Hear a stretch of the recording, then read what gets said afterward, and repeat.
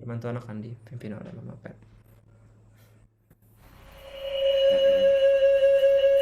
Oh, sebentar.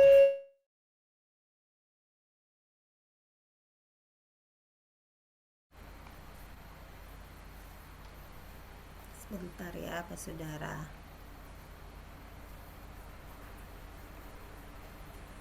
Ya, mari kita satu dalam doa.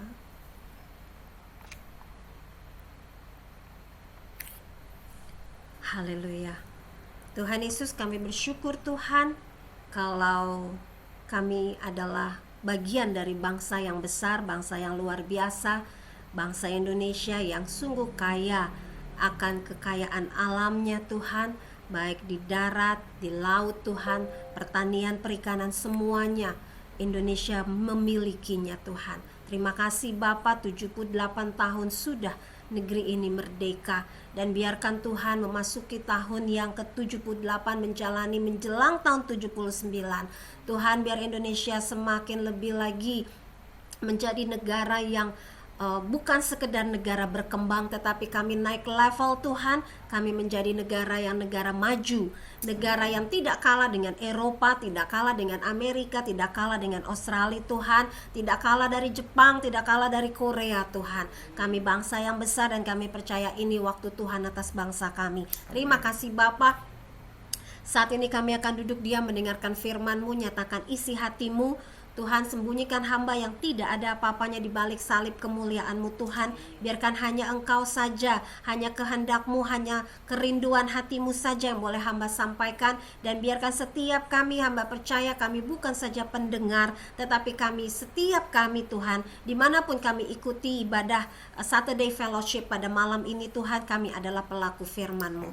Terima kasih Bapa, tutup bungkus kami semua dengan kuasa darah Yesus, berikan sinyal yang terbaik sehingga setiap kami bisa mengikuti penyampaian firman ini dari awal hingga selesai tanpa kurang suatu apapun. Terima kasih Bapa, di dalam nama Tuhan Yesus kami berdoa. Amin. Amin. Haleluya. Shalom. Shalom. Merdeka. Halo merdeka. Merdeka, shalom. Luar biasa ya. 2-3 orang berkumpul, Allah hadir ya. Kita nggak masalah, kita cuma berapa keluarga di sini, tapi saya percaya setiap firman yang ditabur itu buat kita semua, termasuk juga buat saya.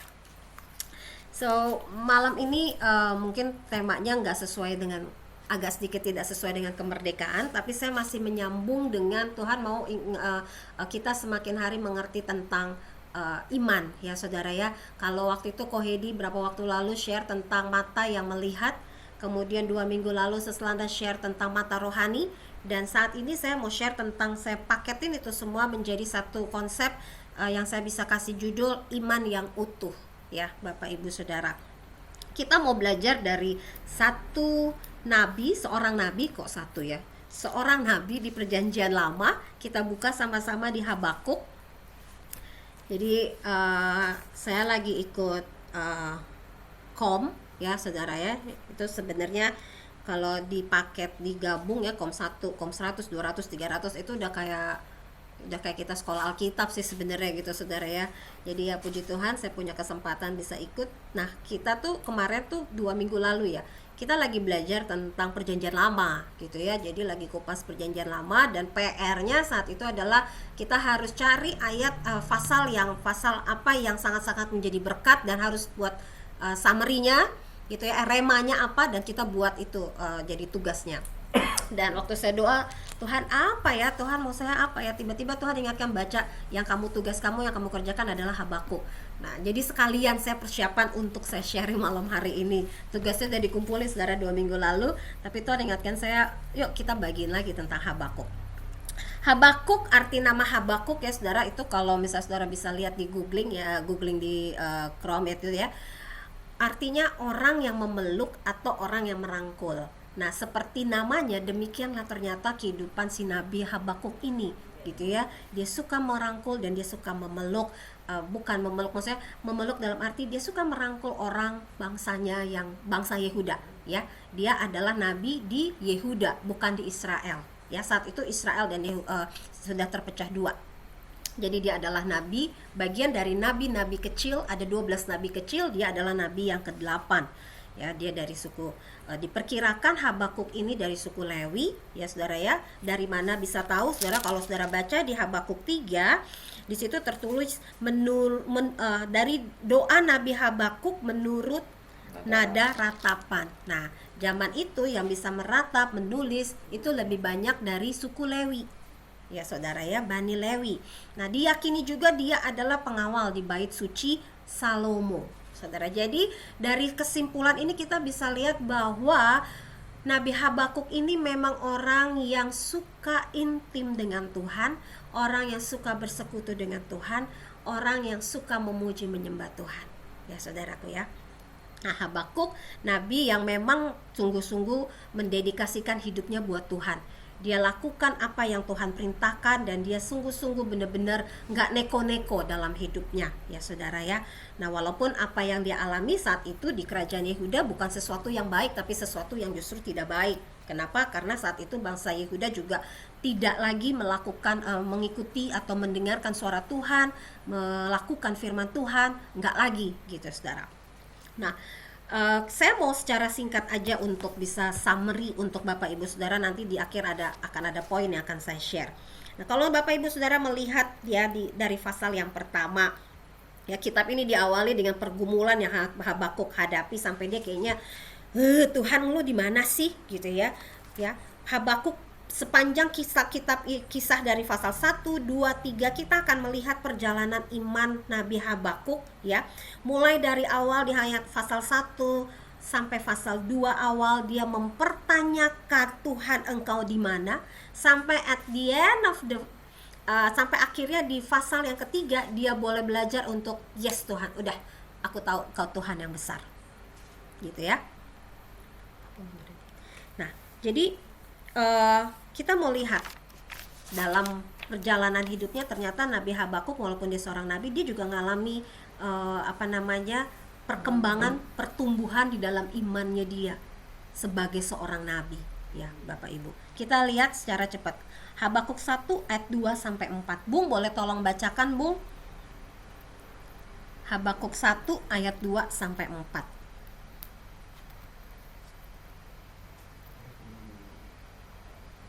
Habakuk 1 ayat 2 sampai 4 dengan judul perikop keluhan Nabi karena ketidaksetiaan.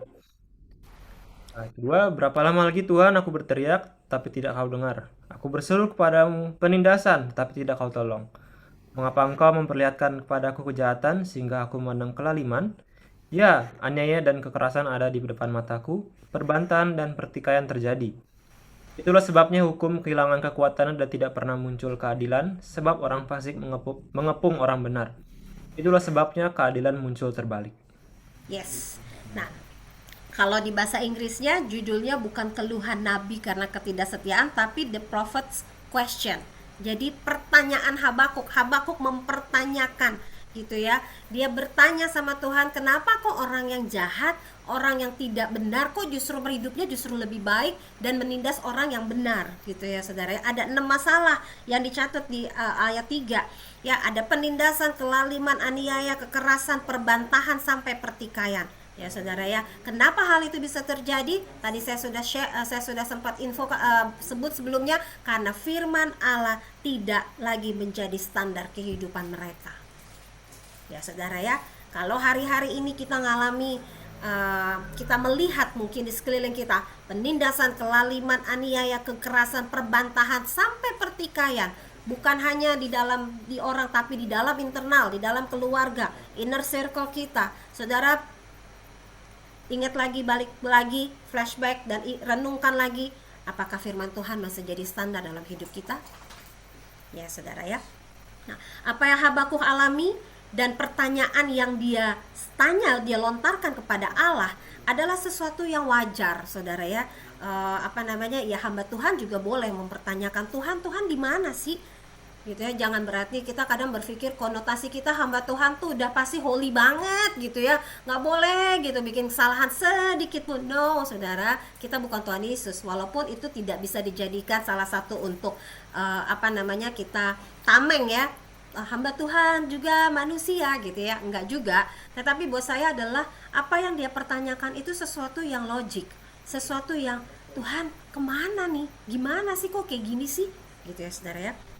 Nah, kalau kita mau terus lagi Habakuk 1 ayat 5 sampai 11. Kalau dalam bahasa Inggris saya nggak akan bacakan, nanti Bapak Ibu bisa baca di rumah ya karena ayatnya panjang.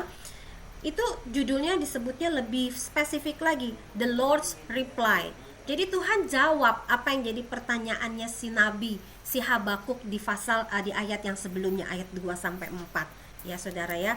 Nah, Habakuk di dalam ayat 2 sampai 4 itu Habakuk punya pemikiran bahwa Tuhan nggak akan jawab apa yang menjadi teriakannya, doanya Tuhan mungkin gak akan jawab. Tetapi ternyata dia salah, Tuhan jawab. Ayat 5 Tuhan menjawab Habakuk ya. Tuhan bilang, lihatlah di antara bangsa-bangsa dan perhatikanlah, jadilah heran dan tercengang-cengang, sebab aku huruf besar ya. Berarti ini Tuhan yang berbicara, Tuhan yang langsung menjawab, melakukan suatu pekerjaan dalam zamanmu yang tidak akan kamu percayai jika diceritakan. Jadi Tuhan sudah menyampaikan kepada Habakuk bahwa ada sesuatu perkara besar yang akan Tuhan lakukan. Ya, dan ternyata kalau saudara Bapak Ibu bisa lihat, baca ayat 5 sampai 11, jawaban Tuhan ini bukan seperti yang diharapkan sama si Habakuk gitu ya. Habakuk tidak mengharap bahwa bangsa Yehuda akan mengalami penindasan oleh Babel, yang akan dibuang masuk sampai ke pembuangan Babel. Ini kan mereka kisah ini masih menceritakan keadaan kerajaan Yehuda sebelum pembuangan ya Bapak Ibu ya, sebelum berada di dalam pembuangan. Nah, ternyata Tuhan bangkitkan bangsa asing untuk menghancurkan Yehuda gitu ya. Tidak sesuai dengan ekspektasi Nabi Habakuk gitu ya. Dan saudaraku, kalau kita boleh lihat, kita boleh renungkan, akankah ini juga terjadi dalam hidup kita? Kita doa minta A, Tuhan kasihnya B, bahkan mungkin Tuhan kasihnya C ya. Tetapi saudara percayalah bahwa apa yang Tuhan kasih itu pasti yang terbaik ya saudara. Lanjut di Habakuk 1 ayat 12 sampai Habakuk 2 ayat yang pertama ya. Ini jawabannya Habakuk ya. Habakuk nggak puas dengan jawaban Tuhan, dia tanya lagi ya. Dia responi. Awalnya sih kalau saudara lihat, Bapak Ibu lihat ayat 12, Habakuk 1 ayat 12, dia bilang gini, bukankah engkau ya Tuhan dari dahulu Allahku yang maha kudus? Tidak akan mati kami. Ya Tuhan, telah kau tetapkan dia untuk menghukumkan. Ya gunung batu, telah kau tentukan dia untuk menyiksa. Ayat 13a-nya bilang, matamu terlalu suci untuk melihat kejahatan dan engkau tidak dapat memandang kelaliman. Di ayat ini, dua ayat ini jelas Habakuk masih meresponi, mengungkapkan bahwa Allah yang dia punya adalah Allah yang besar, Allah yang dahsyat, Allah yang kekal ya. Artinya apa? Artinya Allah akan menggenapi janjinya tepat pada waktunya. Tetapi di ayat 13b, saudara bisa lihat terus sampai ke 17, dia terus mempertanyakan lagi, kenapa sih Tuhan? Emang gak ada cara lain untuk menghukum bangsa Yehuda sampai harus kirim orang Kasdim gitu kan? Orang Kasdim yang notabene menurut Habakuk hidupnya jauh lebih jahat, lebih bejat mungkin ya daripada bangsa Yehuda gitu saudara ya. Itu yang jadi pertanyaannya si Nabi Habakuk. Tuhan jawab lagi ya di Habakuk 2 ayat 2 sampai 20 ya. Tuhan minta Habakuk menulis. Ayat 2 bilang, lalu Tuhan menjawab aku demikian, tuliskanlah penglihatan itu dan ukirkanlah itu pada loh-loh supaya orang sambil lalu dapat membacanya. Nah, Tuhan minta, ini mulai spesifik, tuntunan Tuhan mulai semakin jelas ya Bapak Ibu Saudara ya. Tuhan minta penglihatan yang akan diberikan kepada Habakuk harus tulis dan dibuat di dalam loh, supaya ketika orang lewat walaupun cuma sambil lalu dia akan baca gitu ya saudara ya. Otomatis walaupun sambil lalu sekian kali bolak-balik otomatis nyangkut di otak, hafal ya Bapak Ibu Saudara. Sehingga kita bisa lihat ayat 4, Tuhan bilang apa? Sesungguhnya orang yang membusungkan dada tidak lurus hatinya, tetapi orang yang benar itu akan hidup oleh percayanya. Orang yang benar akan hidup oleh percayanya. Percaya di sini bisa dikategorikan satu iman dan yang kedua kesetiaan. Ya Bapak Ibu Saudara ya. Orang benar akan hidup oleh iman, bisa dibilang begitu. Tetapi harus lihat juga iman, ya saudara, kalau kita katakan saya beriman, saya percaya bahwa Alkitab ini adalah firman Allah yang benar-benar dari Allah, ya saudara ya. Tapi nggak cukup sampai di situ, karena percaya itu harus bukan cuma sekedar iman, tapi harus ada kesetiaan supaya balance, ya kan? Kesetiaan itu dalam hal apa? Kita melakukan apa yang kita percayai. Kalau kita percaya firman Tuhan adalah tulisan dari Allah sendiri, ya saudaraku, maka bacalah setiap hari, renungkanlah setiap hari, dan lakukanlah itu dalam hidup kita setiap hari. Itu akan membangkitkan iman kita. Kalau Bapak Ibu bisa terus nanti akan melihat di ayat-ayat yang pasal 2, ada ayat 9, ayat 12, ayat 15, ayat ke berapa? 19, ada kata celakalah. Ya, itu tulisan Habakuk untuk orang Kasdim, bangsa orang Babel, ya saudara ya. Karena mereka congkak, orang yang sombong dan khianat, ya, kata di Habakuk 2 ayat 5 bilang, dijelaskan sebelumnya, orang sombong dan khianat, dia yang melagak tetapi ia tidak akan tetap ada. Ia mengangakan mulutnya seperti dunia orang mati dan tidak kenyang-kenyang seperti maut, sehingga segala suku bangsa dikumpulkannya dan segala bangsa dihimpunkannya. Saudara, yang saya mau ingatkan hari-hari ini adalah saudara nggak usah khawatir, saudara nggak usah panik, saudara nggak usah kesal dengan orang congkak, dengan orang sombong, dengan orang angkuh. Kenapa? Firman Tuhan bilang, kitab Amsal bilang apa? Mereka akan lisut seperti angin. Ya saudara, orang congkak adalah orang yang mementingkan dirinya sendiri dan lebih suka menganiaya orang lain. Orang congkak adalah orang yang selalu berpikir bahwa mereka harus dapat yang lebih baik. Mereka nggak pernah puas dengan apa yang mereka miliki. Sebaliknya dengan orang benar memiliki kerendahan hati dan memperlakukan orang lain lebih penting dari dirinya sendiri. Ya saudara ya, itu yang tadi ayat 4 bilang, Habakuk 2. Tetapi orang yang benar itu akan hidup oleh percayanya. Dan kita adalah kategori termasuk orang-orang benar.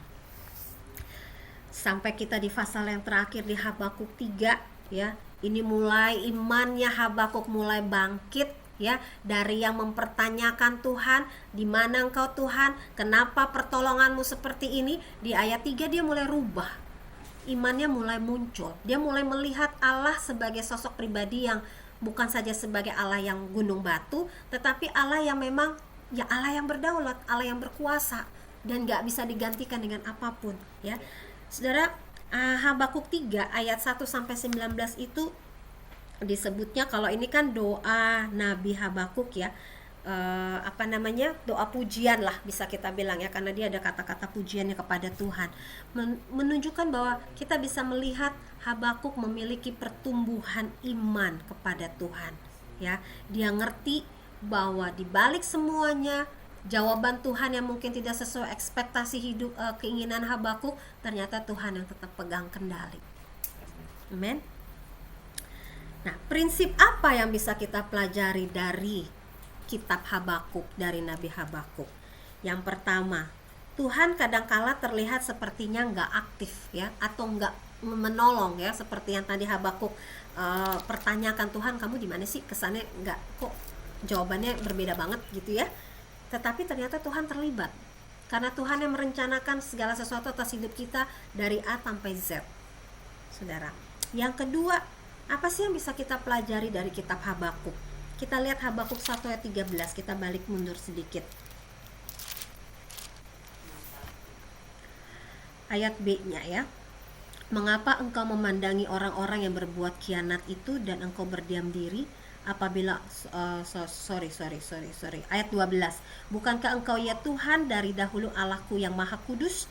Tidak akan mati kami, ya Tuhan, telah kau tetapkan dia untuk menghukumkan, ya gunung batu, telah kau tentukan dia untuk menyiksa. Matamu terlalu suci untuk melihat kejahatan dan engkau tidak dapat memandang kelaliman. Tuhan yang kita sembah adalah Tuhan yang kudus, Allah yang kudus, yang tidak akan mungkin setuju dengan sebuah kejahatan atau rekayasa Manusia boleh mereka-reka yang jahat, ya, ingat firman Tuhan itu saudara, tapi Tuhan merubahnya untuk kebaikan kita. Itulah luar biasa. Tuhan kita sungguh luar biasa. Yang ketiga, apa prinsip yang bisa kita pelajari atau kita jadikan pegangan? Habakuk 2 ayat 1. Ini saya suka banget. Aku mau berdiri di tempat pengintaianku dan berdiri tegak di menara. Aku mau meninjau dan menantikan apa yang akan difirmankannya kepadaku dan apa yang akan dijawabnya atas pengaduanku. Artinya apa? Habakuk terus menantikan Tuhan, terus sabar menunggu jawaban Tuhan. Dia nggak bilang, aduh udahlah bosen, Tuhan jawabannya nggak sesuai ekspektasi. No, dia bahkan dia katakan, aku berdiri di tempat pengintaianku dan berdiri tegak di menara. Jadi dia dalam posisi siaga, dia dalam posisi berjaga, dia selalu standby untuk selalu menantikan jawaban Tuhan. Saya nggak tahu apa yang Bapak Ibu sedang hadapi hari-hari ini, apa yang menjadi pergumulan Bapak Ibu Saudara. Tapi kalau hari ini kau sedang menantikan jawaban Tuhan, kayak Bung Gio ya, Bung sedang menantikan jawaban kapan harus berangkat ke Jerman, tetap menantikan itu di dalam Tuhan. Percaya bahwa Tuhan punya rancangan yang indah, jauh lebih indah daripada apa yang bisa kita pikirkan dan kita doakan. Amin. Tetap sabar menantikan jawaban Tuhan. Itu sikap yang bisa kita pelajari dari Habakuk ya. Prinsip yang ketiga. Prinsip yang keempat yang bisa kita jadi pegangan dari kehidupan Habakuk. Jawaban doa dari Tuhan seringkali tidak kita duga ya. Tadi saya udah share di depan bahwa di pasal 1 itu ayat 5-11 Habakuk nggak nyangka Tuhan akan mengirim orang Kasdim. Ya, Habakuk pikir jawabannya yang jauh lebih spektakuler ya, yang seperti apa yang dia inginkan. Ternyata enggak. Ya, Saudara ya, tidak seperti yang dia duga. Tetapi apa saudaraku? Habakuk tetap percaya pada Tuhan. Dia tetap pegang janji Tuhan. Dia tetap katakan, Tuhan engkau besar, engkau dahsyat. Biarkan itu juga jadi kehidupan kita. Sekalipun mungkin ya jawaban doa yang kita terima tidak sesuai dengan ekspektasi kita. Kita mintanya mungkin ambil contoh Bung lagi ya. Mungkin Bung mintanya berangkat ke Jerman. Tahu-tahu ternyata Tuhan kirimnya ke Australia. Atau Tuhan kirimnya justru ke New Zealand. Atau Tuhan kirim ke Kanada misalnya gitu ya. Seringkali tidak sesuai ekspektasi, tetapi tetap percaya bahwa Tuhan ketika dia menjawab itu pasti yang terbaik. Bukan yang baik, tapi yang terbaik. Yang kelima, apa yang bisa kita jadikan pegangan dalam sebagai prinsip hidup kita tentang dari kitab Habakuk. Kita lihat Habakuk 3 ayat 17-18. Bung boleh tolong baca lagi Nyong? Habakuk 3 17-18. Habakuk 3 ayat 17-18. Ya. Sekalipun pohon ara tidak berbunga, pohon anggur tidak berbuah, hasil pohon zaitun mengecewakan, sekalipun ladang-ladang tidak menghasilkan bahan makanan, kambing domba terhalau dari kurungan dan tidak ada lembu sapi dalam kandang, namun aku akan bersorak-sorak dalam Tuhan, beria-ria di dalam Allah yang menyelamatkan aku. Wow, keren banget gitu ya. Saya sangat suka ayat ini, sampai saya highlight ya di Alkitab saya. Sekalipun pohon ara tidak berbunga, pohon anggur tidak berbuah, hasil pohon zaitun mengecewakan, bahkan kayak dibilang sekalipun ladang tidak menghasilkan bahan makanan, kambing domba terhalau dari kurungan, nggak ada lembu sapi dalam kandang ya. Namun, wow, keren ayat 18. Aku akan bersorak-sorak di dalam Tuhan, beria-ria di dalam Allah yang menyelamatkan aku. Artinya apa, saudaraku? Dia tetap pegang janji Tuhan. Dia gak takut sekalipun Tuhan gak jawab doanya. Ya, ini keren banget. Ini iman yang levelnya tinggi banget, saudara. Sekalipun Tuhan tidak jawab doanya, sekalipun keadaan sekelilingnya sepertinya terbalik, ya sepertinya tergoncang, apapun yang diharapkan benar-benar di luar ekspektasi, di luar jangkauan dia, dia nggak akan meninggalkan Tuhan. Yes. Keren nggak? Dia akan tetap, dia katakan berapa? Aku akan bersorak-sorak di dalam Tuhan. Jadi sekalipun misalnya dia ngalami, sekalipun mungkin kita lagi ngalami sakit penyakit, firman Tuhan katakan, aku akan bersorak-sorak di dalam Tuhan. Katakan pada dirimu, aku akan bersorak-sorak dalam Tuhan. Amin. Sekalipun mungkin aku lagi krisis ekonomi, tetap katakan aku akan bersorak-sorak dalam Tuhan. Kenapa? Karena ketika kita bersyukur, kita akan bisa melihat sesuatu dengan perspektif yang Tuhan mau, bukan yang kita mau.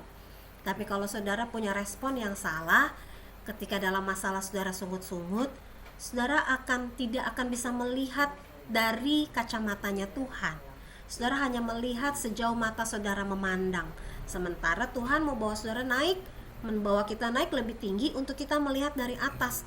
Oh, ternyata masalahku kecil ya, kecil banget gitu. Kenapa? Karena Tuhan bawa kita naik. Tuhan mau ngajarin kita melihat dengan kacamatanya Tuhan. Tetap beriman pada Tuhan sekalipun keadaan sekeliling kita tidak seperti yang kita harapkan. Yang terakhir, Habakuk 3 ayat 19 saya akan bacakan. Allah Tuhanku itu kekuatanku. Ia membuat kakiku seperti kaki rusa. Ia membiarkan aku berjejak di bukit-bukitku untuk pemimpin biduan dengan permainan kecapi. Saudara, ayat 19 menyatakan bahwa Habakuk menyatakan imannya, mendeklarasikan bahwa Tuhanlah kekuatannya. Amin. Dan dia tetap jadikan Tuhan sebagai sumber kekuatannya dan bukan yang lain. Ya saudara ya. Jadi ketika seseorang memiliki mata yang tertuju pada Tuhan, melihat dengan mata rohani, ya Bapak Ibu Saudara, seperti yang Habakuk melihat, maka kita akan tetap seperti yang ayat 17 dan 18 tadi, kita akan tetap bisa bersyukur sekalipun kondisinya tidak baik. Kita akan tetap bisa berkata, Tuhan Engkau baik, sekalipun kita lagi nggak baik. Kita akan tetap berkata, Tuhan aku diberkati, sekalipun kita lagi resesi. Ya saudaraku. Jadi Habakuk tetap percaya dan dia deklarasikan itu imannya bahwa sekalipun kelihatan yang nggak ada pertolongan, buat dia Tuhan itu tetap kekuatannya. Ya, Tuhan membuat kakinya tuh kuat seperti kaki rusa. Kaki rusa tuh sangat kuat, saudara. Dia bisa berjejak di bukit-bukit batu. Jadi, saudaraku, Bapak Ibu, ingat bahwa untuk kita bisa percaya sama Tuhan seperti apa yang Habakuk alami, ya, nggak ada cara lain. Syaratnya adalah kita baca dan merenungkan firman Tuhan dan kita lakukan, ya. Iman yang utuh bisa kita lihat dari kitab Habakuk, ya. Percayanya Habakuk nggak setengah-setengah, nggak sekedar percaya, tapi dia punya iman yang utuh. Iman yang utuh pada Tuhan tidak membuat kita ragu akan janji Tuhan dan kuasanya. Iman yang utuh pada Tuhan tidak dipengaruhi oleh situasi dan kondisi dan musim apapun dalam hidup kita. Iman yang utuh pada Tuhan membuat kita bisa selalu mengucap syukur pada segala waktu. Mari kita perkaya diri kita hari-hari ini dengan firman Tuhan, sehingga kita tetap kuat menghadapi setiap pergumulan permasalahan dalam hidup. Amin. Mari kita satu dalam doa. Haleluya. Terima kasih Tuhan, kami belajar secara singkat dari Nabi Habakuk. Bagaimana cara hidup di awal kitab ini menceritakan dia mempertanyakan mana pertolongan Tuhan. Dan ketika Tuhan menjawab, dia kembali mempertanyakan, karena jawaban yang Tuhan berikan tidak sesuai dengan apa yang dia inginkan. Tetapi di akhir dari kisah Nabi Habakuk, kami boleh melihat dia mengalami transformasi iman yang luar biasa. Dia mengalami pertumbuhan iman yang luar biasa, sampai dia bisa berkata, sekalipun sepertinya seakan-akan bila mana pertolongan itu tidak terjadi, dia tetap katakan Tuhan tetap menjadi kekuatan dalam hidupnya. Dan dia tetap memuji Engkau, dia akan terus bersorak-sorak dan beria-ria di dalam Engkau. Biarkan Tuhan teladan yang diberikan oleh Habakuk itu menjadi kekuatan juga, menjadi rema dalam hati dan hidup kami, sehingga hari-hari ini pergumulan apapun yang kami hadapi masing-masing dalam keluarga bersama, di dalam pekerjaan, di dalam studi kami tetap mau percaya bahwa Tuhan pegang kendali, Tuhan punya rencana yang indah atas setiap kami, dan jawaban Tuhan itulah pasti yang terbaik dalam hidup kami. Buat kami peka Tuhan, dan untuk membuat kami peka, berikan kerinduan di hati setiap kami untuk merenungkan firman Tuhan siang dan malam. Dan tidak cukup sampai di situ, jadikan kami adalah setiap pribadi yang suka melakukan firman Tuhan, yang setia mengikuti apa yang menjadi kehendak Tuhan. Terima kasih Bapa. Terima kasih Tuhan, hamba sudah selesai berbicara, tapi hamba percaya Roh Kudus yang akan terus berbicara dalam hati setiap kami, sehingga mungkin ada hal-hal yang kami kurang mengerti. Hamba minta tuntunanmu Roh Kudus, berikan pengertian yang clear, yang jelas untuk setiap keluarga hambamu, sehingga setiap kami yang hadir maupun yang tidak hadir, kami menjadi pelaku-pelaku firman Allah yang hidup. Sehingga dengan demikian nama Tuhan dipermuliakan, dan kami boleh menjadi saksi-saksi Kristus. Terima kasih Bapa, di dalam namamu Tuhan Yesus kami berdoa dan mengucap syukur. Amin.